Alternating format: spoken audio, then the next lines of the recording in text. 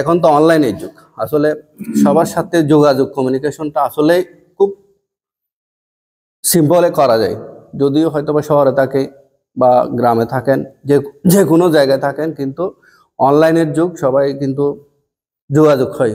সেজন্য যোগাযোগের মাধ্যম হিসেবে জাস্ট একটা আমরা মেসেঞ্জার গ্রুপ করি। ওইখান থেকে আজকের এই লাস্ট 3 মাসের আমাদের পরিশ্রমের বা আমাদের কার্যক্রমের ফল হচ্ছে যে আজকে এখানে বসা।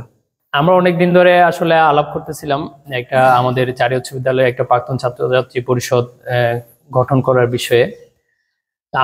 আমি যতটুকু জানি, আমরা 2006 ব্যাচে আমরা যখন স্কুলে পড়তাম, আমরা মেবি ক্লাস 6 বা 7 এর দিকে আমরা প্রাক্তন ছাত্রছাত্রী পরিষদের কিছু কার্যক্রম দেখছিলাম। 1996 সাল থেকে 2024 সাল পর্যন্ত যতগুলো স্টুডেন্ট আমাদের চারি উচ্চ বিদ্যালয় থেকে বের হয়েছে, তাদেরকে আমাদের সংগঠনের, আমাদের পরিষদের সদস্য বানানোর জন্য সদস্য সংগ্রহ এবং সদস্য বানানোর জন্য আমাদের যে একটা ফর্ম তৈরি করা, সেটা ফর্ম তৈরি করার সিদ্ধান্ত। আমাদের চারি উচ্চ বিদ্যালয়ের প্রাক্তন ছাত্রী পরিষদের একটা মনোগ্রাম তৈরি এবং কার্যালয় নির্ধারণ, সদস্যদের যোগ্যতা, এগুলো সিদ্ধান্ত মোটামুটি আলোচনা হয়েছে এবং ওগুলো আমরা মোটামুটি এই সিদ্ধান্তে অনুরোধ করব। আমাদের যে গ্রুপ যেটা আছে, সেই গ্রুপের ভিতরে প্রত্যেকজনকে ফোন করে যা কোনো নতুনভাবে অ্যাড করার জন্য যদি হয়, সেক্ষেত্রে আমাদের যে গ্রুপ অ্যাডমিন আছে তাকে জানিয়ে দেওয়া, অথবা গ্রুপে লিখে দেওয়া যে অমুককে অ্যাড করা হোক। নাম চারি উচ্চ বিদ্যালয় প্রাক্তন ছাত্রছাত্রী পরিষদের আজকের এই মিলন মেলা অথবা পুনর্গঠন, অথবা নতুনভাবে আমাদের এই সংগঠনকে পরিশুদ্ধভাবে গঠন করার জন্য যে উদ্যোগ, আজকের এই বৈঠকে সবাইকে আন্তরিক অভিনন্দন এবং ধন্যবাদ। আমরা দীর্ঘক্ষণ আলোচনা করেছি, সবার আমাদের অনেক উপস্থিতি। আজকে এই উপস্থিতির মধ্যে থেকে সবার থেকে মোটামুটি কিছু মতামত আসছে। এই মতামতের ভিত্তিতে আমরা যেগুলো মতামত আমরা পেয়েছি, সিদ্ধান্ত মোটামুটি নিতে উপক্রম হয়েছি।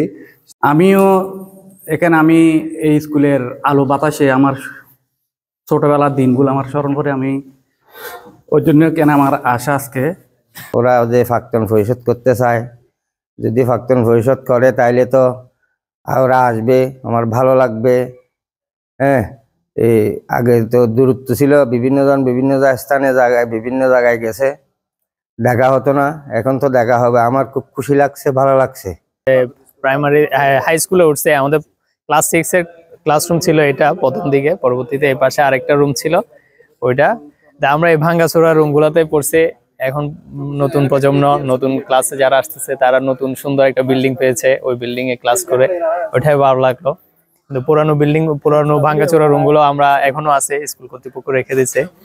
যাই হোক, ওটা ভালো লাগলো, স্মৃতিচারণ। এটা যে সালাউদ্দিন জাহাঙ্গীর স্যার আমাদের ইংরেজি পড়াতেন, ওনার ক্লাসটা আমরা খুব উপভোগ করে ক্লাসটা করতাম। উনি যখন এক পেজ থেকে এক পেজে যাইতো, তখন নেক্সট বলতো, এটা আমার খুব এখনো কানে এখনো বেজে আছে। স্যারের এই বিষয়টা আমি খুব মিস করি।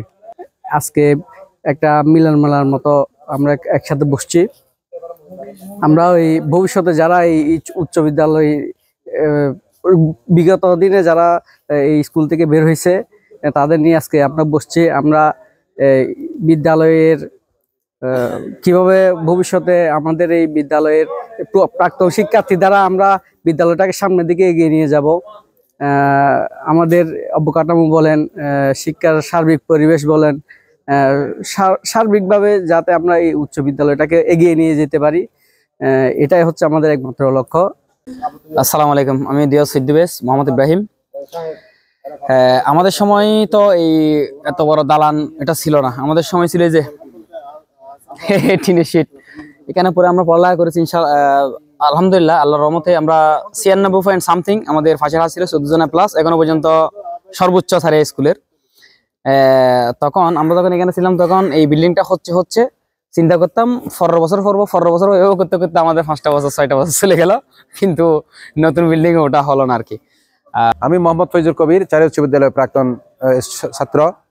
1997 সালের বেস, চারি উচ্চ বিদ্যালয় থেকে আমরা 1997 সালে পাশ করেছি।